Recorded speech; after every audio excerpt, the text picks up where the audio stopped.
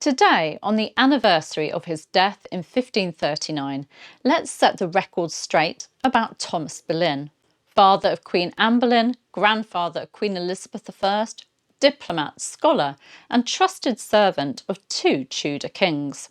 Over the centuries, he's been unfairly vilified as a ruthless social climber, a greedy schemer, and, most offensively, a man who pimped out his daughters for power and wealth.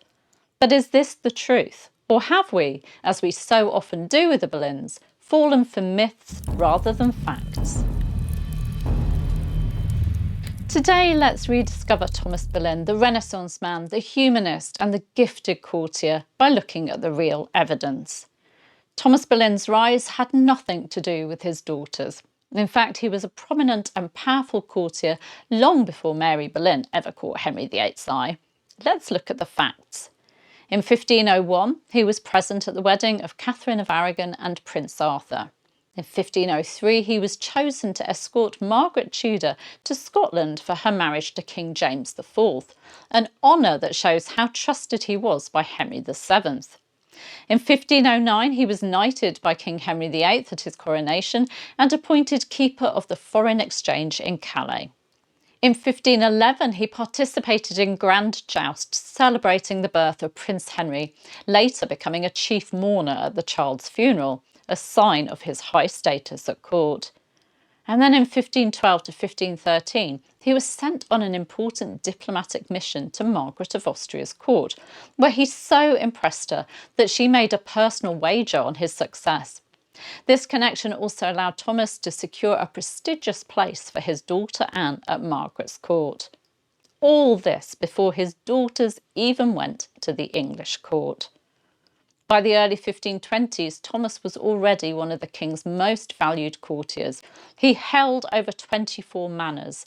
He was treasurer of the household and had been entrusted with multiple key diplomatic roles. Does this sound like a man who needed to sell his daughters for favour? The evidence simply doesn't support that claim. The idea that Thomas Boleyn pimped out Mary and Anne to Henry VIII is a modern fiction popularised by novels, films and TV shows. But historical sources tell a very different story. 1. The king had to step in to provide for Mary Boleyn after her husband's death. If Thomas had been using Mary to gain favour, why would he abandon her once her affair with Henry was over? It seems more likely that there'd been some kind of breakdown in the relationship between Thomas and Mary, perhaps because of her previous affair with the king. Number 2. He actively opposed Anne's marriage to Henry VIII. In 1533, Eustace Chapuis, the imperial ambassador, recorded that Thomas Boleyn had tried to dissuade Henry from marrying Anne. And he also reported that Anne was furious at both her father and uncle, the Duke of Norfolk, for opposing the marriage. Number 3. The Duke of Norfolk's description of Thomas Boleyn. Thomas is often portrayed as ruthless and manipulative, but the Duke of Norfolk himself described him as very timid and not of a warlike disposition. These are not the words used to describe an overbearing, scheming puppet master. If anything, they suggest that Thomas was rather hesitant about his daughter's rise at court.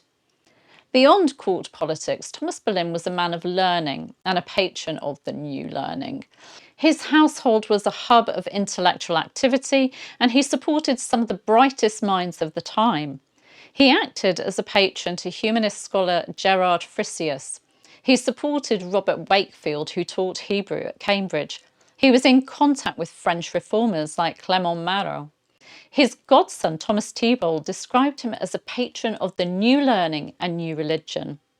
This was a man who valued education, not just for his sons, but also for his daughters. Unlike most Tudor noblemen, Thomas ensured Anne and Mary received an excellent education, preparing them for the highly competitive courts of Europe. Thomas Boleyn has often been condemned for abandoning Anne and George during their arrests and executions in 1536. But what could he have done? We have no evidence that Thomas was involved in their downfalls. He wasn't present at Anne or George's trials either, and after their executions, he had to move forward. The Tudor court was a dangerous place, and survival depended on adapting. Thomas had to pick himself up and continue serving the king, as many other families had done before him. Thomas continued serving Henry VIII until his death in 1539, a testament to his resilience. Thomas Boleyn was not a villain. He wasn't a pimp. He wasn't a ruthless schemer. Instead, he was a trusted diplomat who worked with European powers, a gifted courtier who navigated the treacherous world of Henry VIII's court, a patron of learning and reform, influencing the very intellectual movements that would define Tudor England.